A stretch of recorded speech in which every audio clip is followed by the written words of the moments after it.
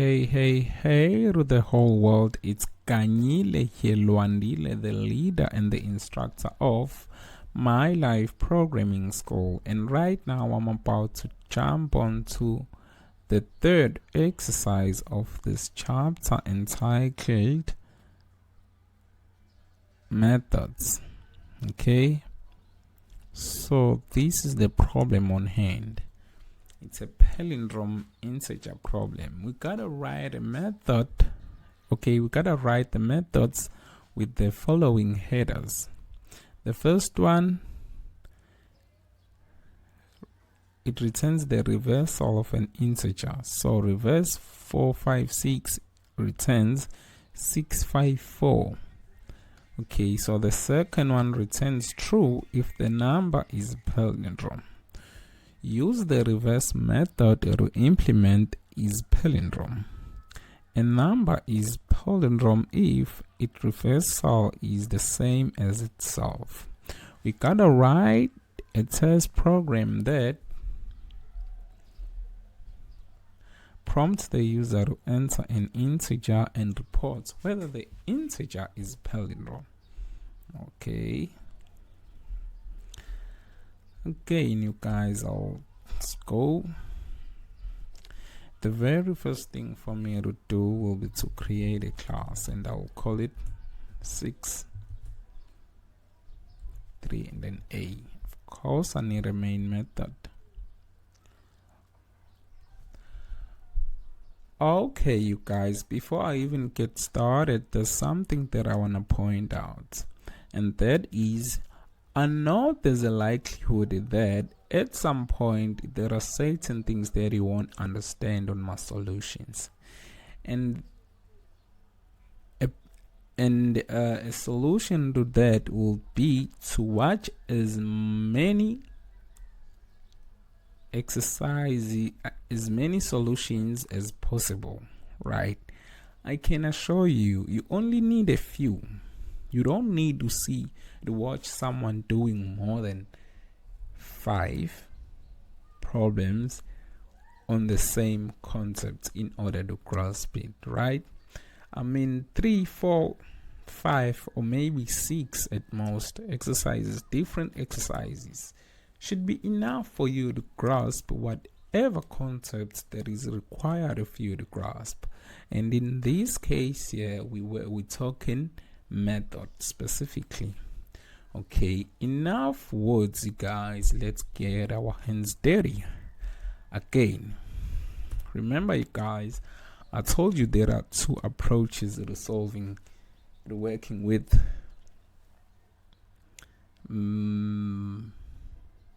huge projects, or perhaps let me go methods, but not methods per se, huge projects. Yeah, perhaps they should be it, but I know we haven't done much.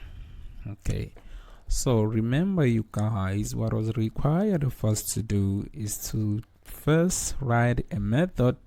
Let me copy that exactly the way it is and paste it there at the bottom.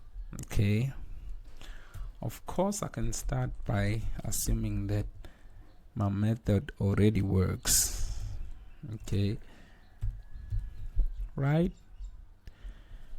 And secondly, again, another thing, you guys, it's always a good practice to include comments on your methods, because your methods are probably gonna be because your methods or source code as a whole is probably gonna be seen by other people, right? It could be your lecturer, your instructor, or whoever, or your tutor. So it's always a good idea to make sure that you do put a comment which tells us what is it your method does. You see, in order to create the so-called UML diagram, methods are required, okay, because the diagram, what it does is it gives the definition of a class, right, or an interface. Okay, again, you guys, I don't want to confuse you with these terms we haven't covered yet, but what you want to know is it's always, the takeaway here is it's always a good idea to make sure that as you write your methods, you include the comments as well. True. Okay, again, you guys, this is the first approach. I'm gonna work as if I'm gonna work assuming at first that my methods are already implemented. So here's the game plan. As always, since we're working with the user inputs, I'll have to create a scanner. I'll go your scanner system.in.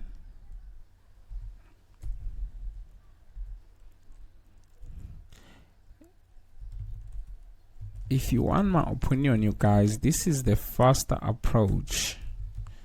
If you are an absolute beginner, you start by doing whatever you think you need to do on your main method. Okay, and then later on you start by, and then later on jump onto your methods. Okay, so here's the game plan. System.out.print, talk to me, enter a number, and once we have prompted the user, we'll have to retrieve our number. So it's gonna be your scanner dot next int. Now that we have received a user input, we could go if is palindrome, we pass it number, then we know that we can conclude that the number is system.out.print.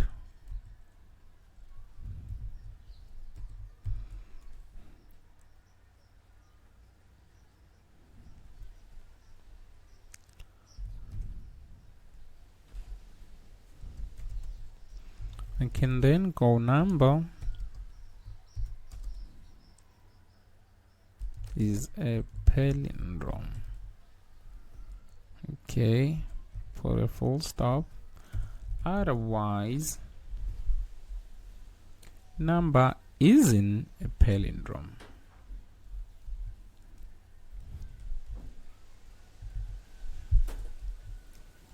Okay, we're done, you guys.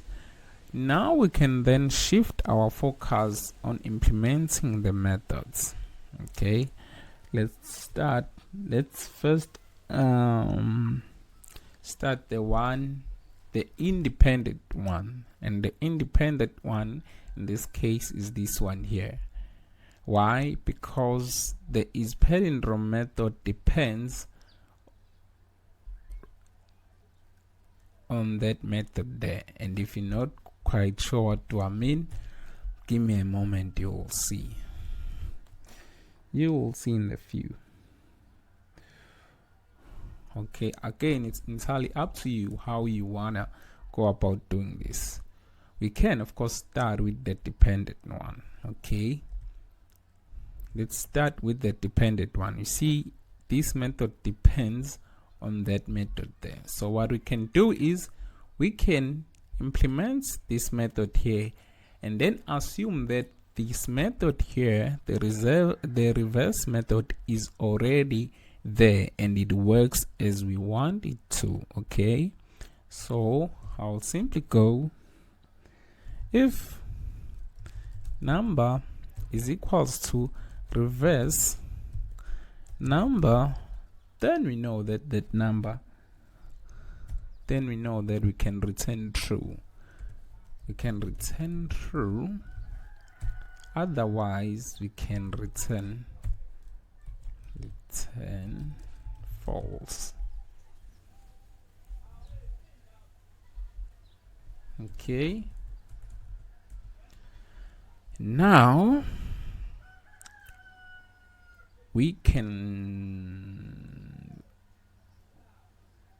lastly we can work on the method that is independent of the others, and this is it right here. Okay, I can go now I'm forgetting about the whole application. My focus is only on this method here.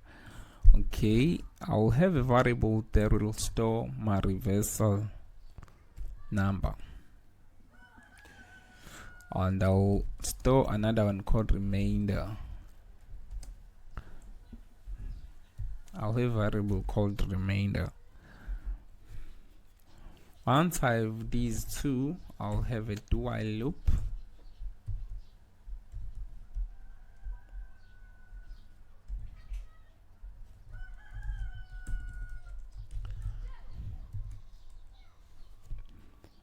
Let me put true for now. Tell you what I want to put there, you guys, in a moment. I'll then return reversal number. Okay, because of the fact that I've put true there, let me put false so that it won't have that compile error there. Okay,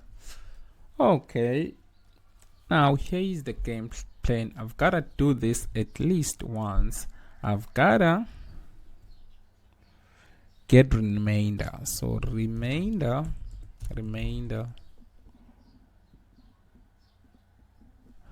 So remainder. You know what, you guys, if you really want to understand my logic, I strongly suggest you sit down with a pen and a paper as I'm doing this, or before even watching this part. Okay, basically I'm retrieving the last number. I want to make it to be the first number, right? So in order to do that, I'll have to say reversal is gonna be reversal multiplied by 10, not reversal, remainder multiplied, or reversal multiplied by 10 first. Okay, suppose we've got a number such as 1, 2, 3. So one of start by retrieving 3, and then we want to multiply the 3 by 0, which is gonna be now 30. Okay, we then want to add remainder to it. Okay,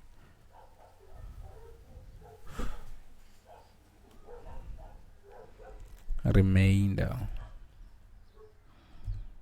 Okay, so once I'm done doing that, the only thing left for me to do is to update my number.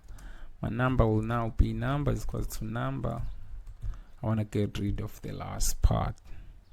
Now about that false there, I want to continue as long as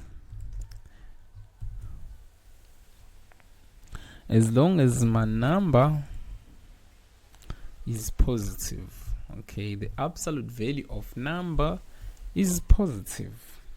Okay, as long as that is the case, I want to continue. Remember, you guys, before I mentioned that, oh, you know what, let me not, because I don't want to assume that you did check out the exercise I'm going to talk about. Okay, so seems like this should be it for this tutorial, you guys. You know what? Now let's hit the run button and see what we get.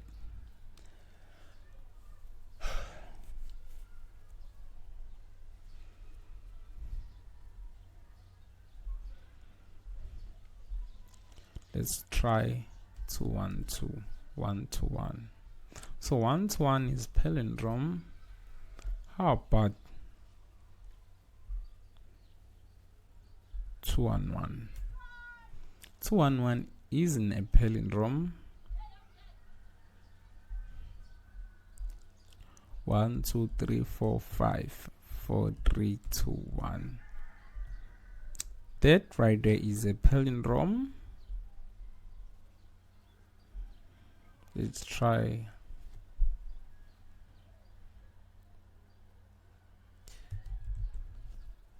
that right there is not a palindrome. Okay, so this is gonna be it for this tutorial, you guys. Stay tuned for the next solution on the same exercise here, you guys, where I will be using a different approach in solving this problem.